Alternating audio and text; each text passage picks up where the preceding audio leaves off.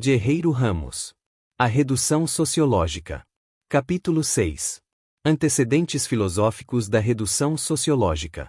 Foi a fenomenologia que tornou a redução um dos seus temas centrais.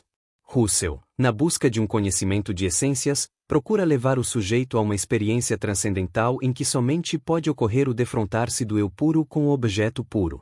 Para elevar-se até aí, ao que chama fluxo puro, o sujeito deve proceder a 3 reduções: a histórica, pela qual suspende ou exclui as doutrinas e opiniões anteriores a respeito do objeto; a idética, na qual elimina a existência individual do objeto; e a transcendental, mediante a qual encontra a consciência, cuja estrutura se nos revela como intencional, consciência de.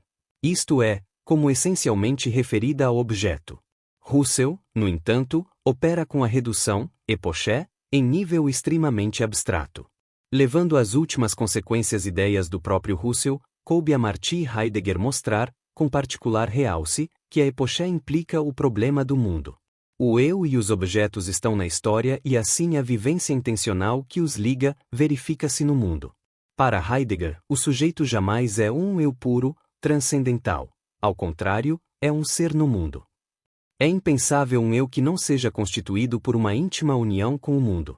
Não se pode conceber nenhum momento em que o eu se verifique independentemente daquela ligação ontologicamente insuperável.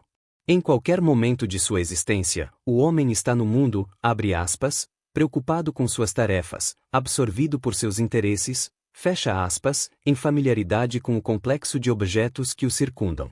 Para Heidegger, cada objeto do mundo participa de uma estrutura referencial que lhe dá sentido. Implicado nessa estrutura, o homem adquire, no trato com os objetos, uma compreensão do mundo.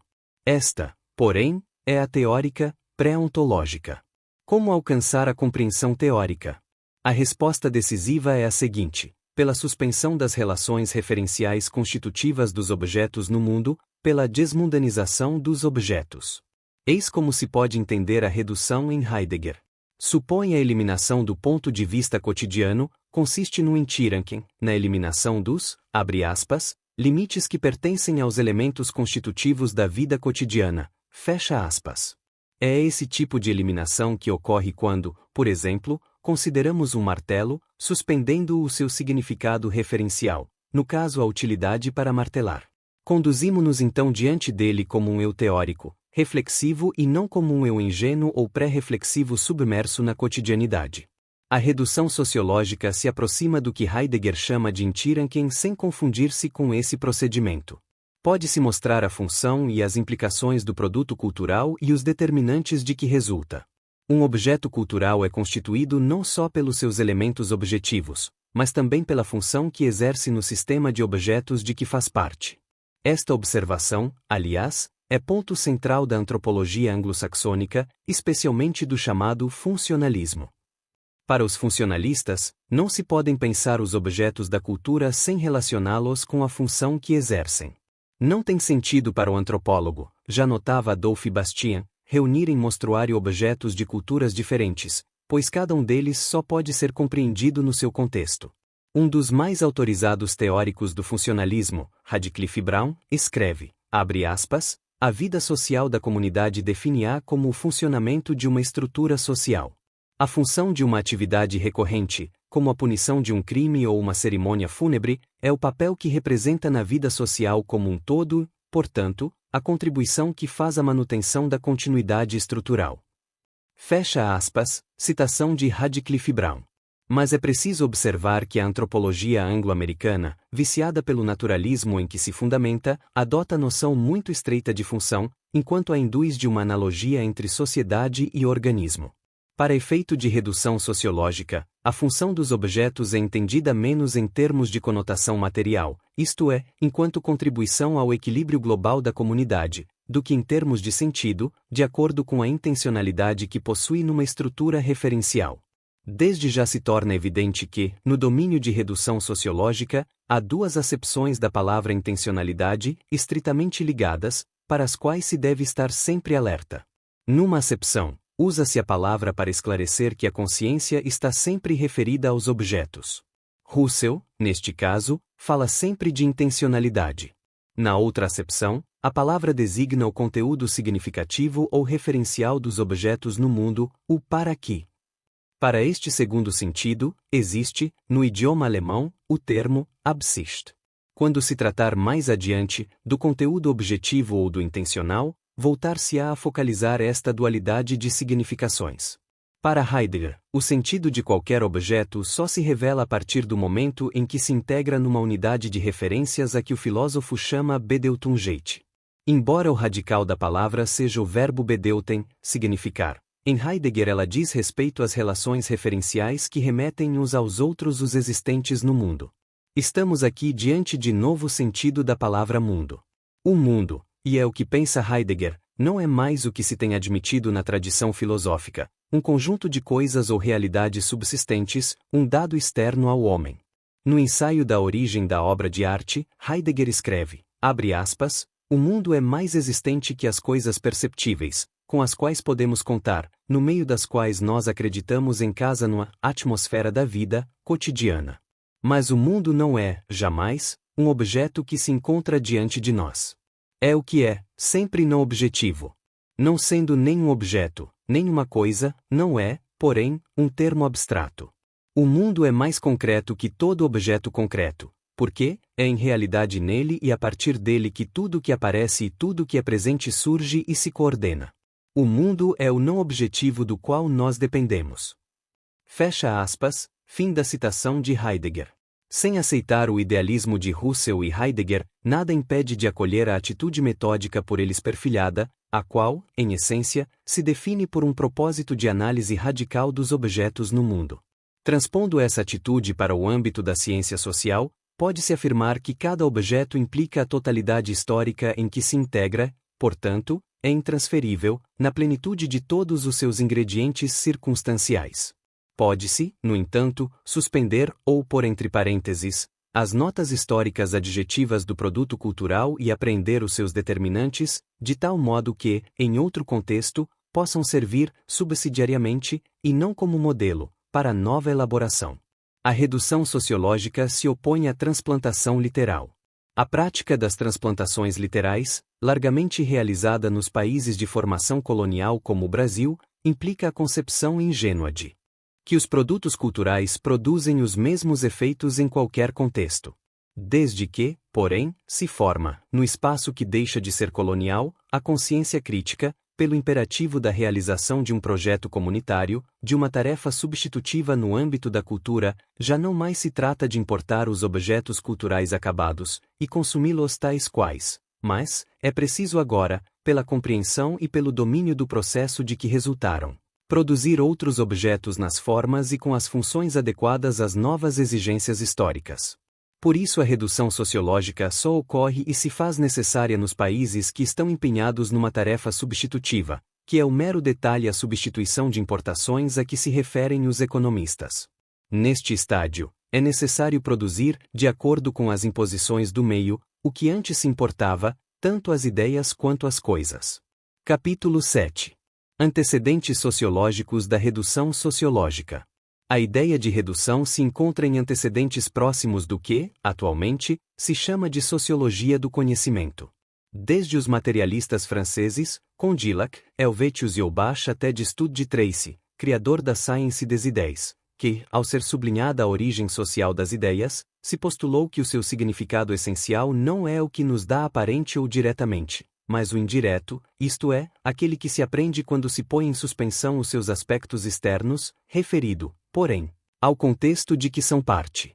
A análise ideológica, tal como a entendem os marxistas e a sociologia do conhecimento, já se fundamenta numa conduta eminentemente redutora. Atualmente, porém, trata-se de dar um passo adiante, submetendo a reflexão àquela atitude metódica já implícita no trabalho sociológico. Porque não se iniciaram neste princípio metódico, é que até mesmo sociólogos, principalmente nos países coloniais, ainda não fazem uso sociológico da sociologia. Para assumir atitude sociológica científica, não basta a informação e o conhecimento das ideias e dos sistemas. Nada pode suprir, na formação da atitude sociológica científica, a prática da redução. O sociólogo não é mero alfabetizado em sociologia, não é somente aquele que conhece a literatura deste campo do saber. Sociólogo é o que pratica a redução sociológica. É preciso, porém, distinguir redução sociológica e fenomenologia do social. Esta seria o estudo do modo de ser do social. A fenomenologia do social descreveria como se dá o social ou mostraria a sua essência, o seu eidos, mediante o que Russell chama o processo de variação. Para Russell, além do estudo da essência do objeto em geral, ou seja, da fenomenologia tout court, verdadeira matesis universalis como a concebiam Descartes e Leibniz, existem tantas ciências eidéticas, fenomenologias regionais, quanto sejam os objetos das diversas disciplinas. O próprio Russell tentou aplicar ao estudo dos fenômenos sociais sua teoria da Wesensschau, intuição das essências. Seguiram este caminho vários autores, que têm procurado declarar uma ciência eidética do social. Assim, há um ramo fenomenológico na sociologia, representado, entre outros, por Max Seller, Alfred Vierkan, S. Krakauer, Theodor Litt, Theodor Geiger, Gerda Walter, Edith Stern, Alfred Schultes, George Gurvit, Jules Monneret, Louis Recassin-Siches. Entre os autores de língua alemã, as contribuições mais destacadas no âmbito da sociologia fenomenológica são a de Max Seller, sobre a simpatia, como condição da sociabilidade, e sobre o condicionamento histórico-cultural das formas de saber e de conhecimento, a de Alfred Vierkan, sobre as formas dos grupos sociais e as disposições inatas ou instintivas que os constituem, como, entre outros, o sentimento de si próprio, a vontade de poder, a vontade de subordinação, e a de Theodor Litt, que, utilizando um processo de análise da consciência do eu, descobriu o princípio da reciprocidade de perspectivas, que permite resolver o problema das relações entre o indivíduo e a sociedade. Os autores de língua românica Gurvit, Monneret e Recassin são bastante conhecidos na América Latina. Em seus livros, A Experiência Jurídica e a Filosofia Plural do Direito, Moral Teórica e Ciência dos Comportamentos e Ensaios de Sociologia, Gurvit utiliza um processo redutor para descobrir critérios de classificação de formas de sociabilidade. Gurvit, porém, utiliza a redução fenomenológica, ou mais precisamente, o que Russell chama a primeira redução, isto é, redução histórica, conduzindo-se como filósofo, embora tendo em vista atingir o domínio da sociologia em profundidade. Aplica simplesmente a redução fenomenológica ao domínio do social. Procede assim a fenomenologia do social, o que corresponde a, abre aspas, uma decomposição imanente, atravessando em profundidade as camadas superpostas da realidade social, em busca de dados cada vez mais imediatos do social, fecha aspas, citação de Gurvit. Louis Recassin-Siches entende a fenomenologia do social como, abre aspas, a descoberta e a descrição de cada gênero dos comportamentos humanos, fecha aspas, citação de Siches. Entre estes, em sua obra Lições de Sociologia, México, 1948, analisa 4, o rogo, a pergunta, o mandato e a promessa. Dos três últimos autores mencionados já falamos de Jules Monneret em sua obra Os Fatos Sociais Não São Coisas, Paris, 1946, mais se aproximou das cogitações do presente texto, embora a redução sociológica tivesse permanecido fora do horizonte de sua percepção. O esforço de Monneret é aplicado estritamente na elaboração de uma fenomenologia social, não obstante tenha colocado o problema da sociologia da sociologia. Na verdade, o interesse primordial de Monneret restringe-se antes a uma psicologia da sociologia, isto é, em ver na mesma mostrar o condicionamento dos sistemas sociológicos pela psicologia dos respectivos criadores. A sociologia, escreve, é a psicologia humana decidida a colocar entre parênteses os limites individuais.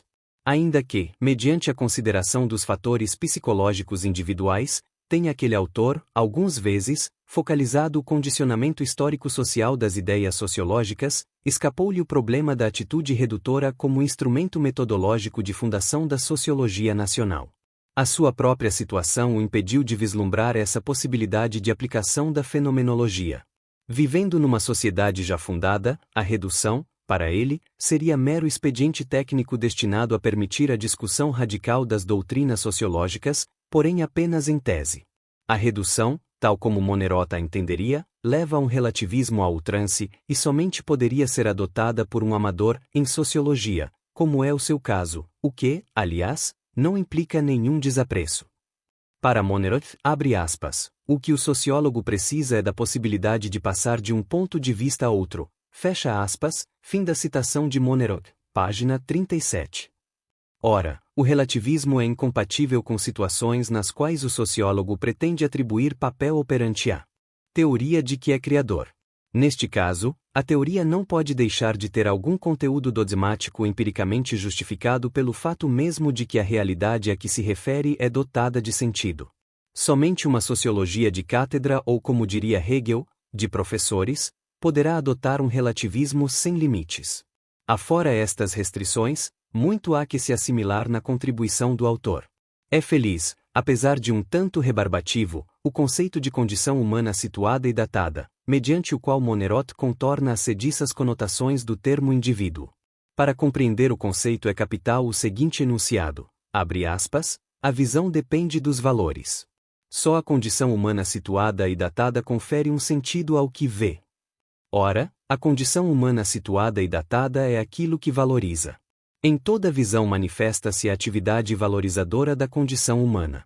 Trata-se de descrever coerentemente o aparecimento que é o corretato desta visão, o noema desta noesis, fecha aspas, fim da citação de Monneroth, página 79.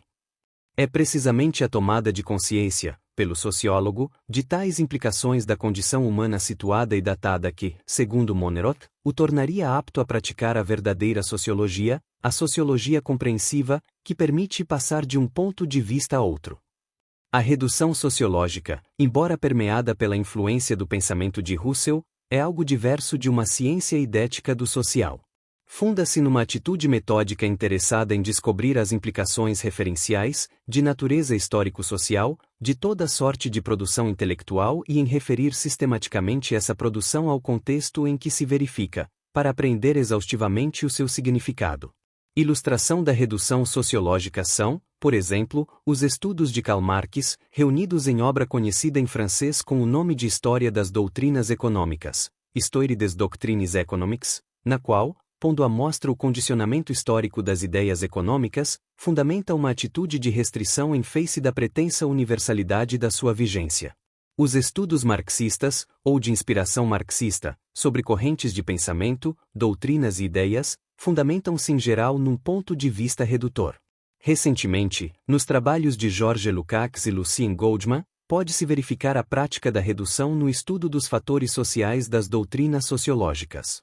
Fora dos quadros marxistas, o sociólogo e economista sueco Gunnar Myrdal tem sustentado em seus estudos uma posição de grande alcance crítico em face de teorias e doutrinas do campo de sua especialidade, para cujo background ideológico vem chamando a atenção dos estudiosos, principalmente no livro Elementos de Política Econômica na Teoria do Desenvolvimento Econômico.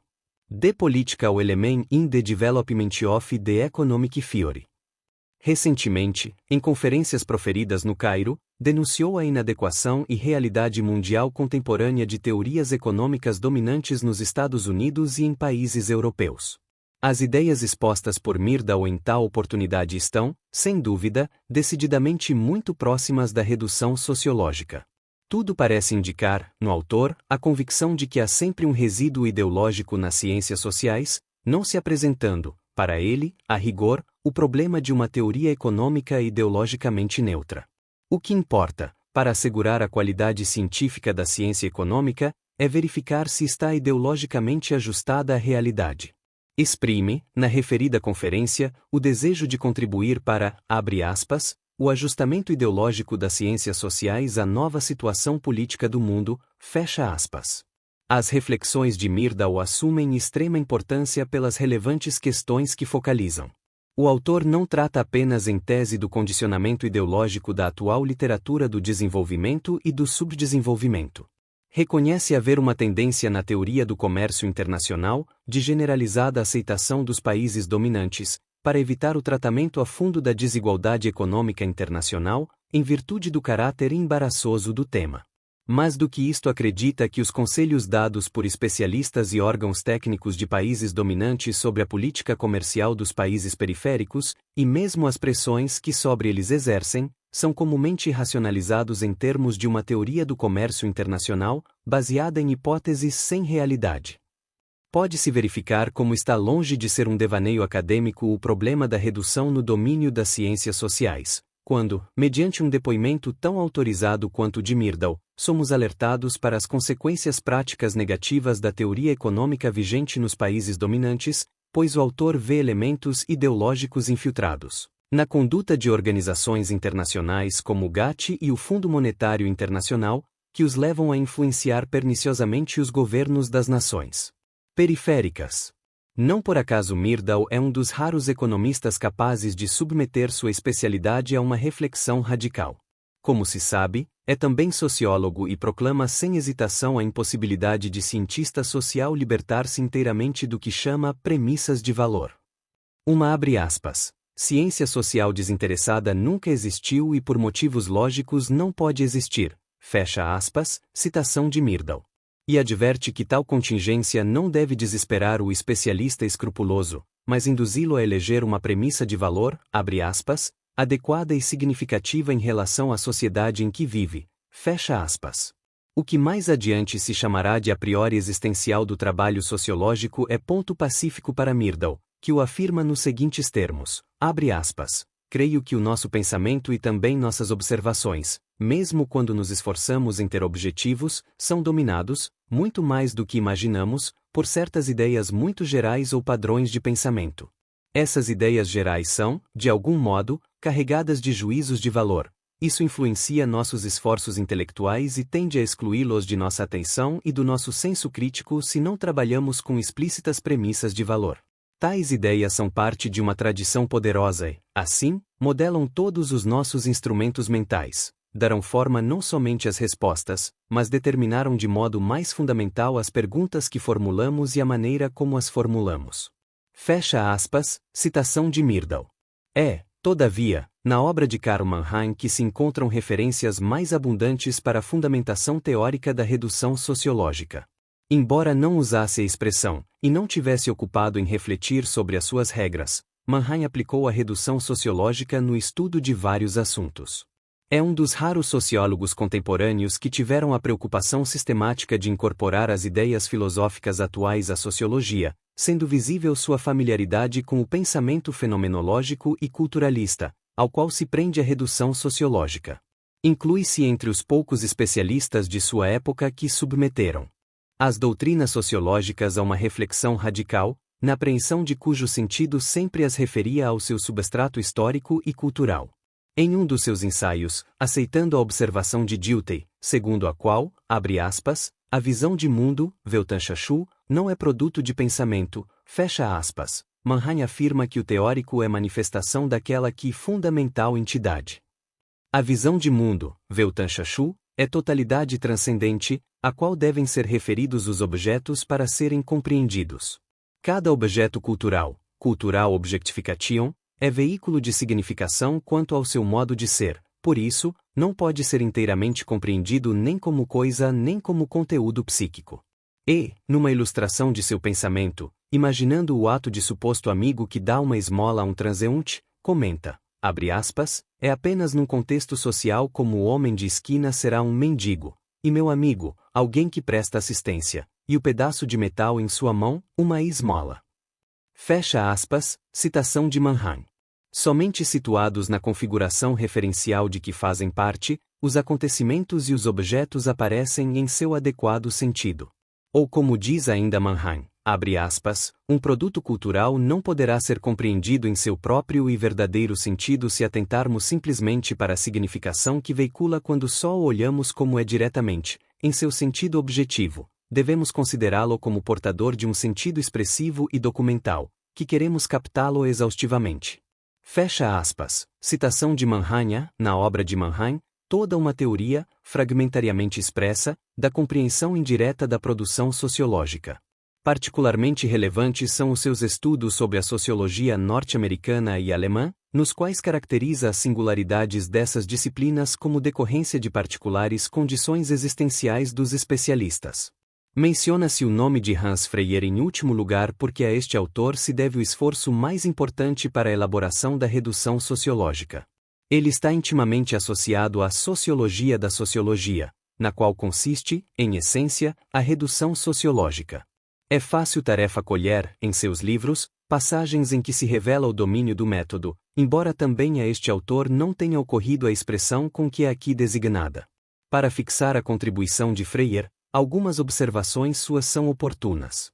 Em sua obra capital A Sociologia, Ciência da Realidade, perfilha o ponto de vista de Andreas Walter, para quem, abre aspas, uma sociologia é o produto orgânico de certa cultura e por isso não pode transferir-se simplesmente a outra cultura. Fecha aspas, citação de Walter. Freire vê uma impregnação histórica no pensamento sociológico até em suas categorias mais abstratas. A ideia de adotar na Alemanha modelos e modos da sociologia norte-americana, Hans Freire reage mostrando a impossibilidade de tal transposição. Abre aspas, contrariamente à sociedade norte-americana, a alemã é uma sociedade de articulações historicamente complicadas, em que tem caráter muito especial conceitos como classe, proletariado, artesanato, funcionário, grande cidade, camponês e Estado. Fecha aspas, citação de Freire. Quando aí aparece, a sociologia encontra uma complexa tradição filosófica, o que não acontece nos Estados Unidos.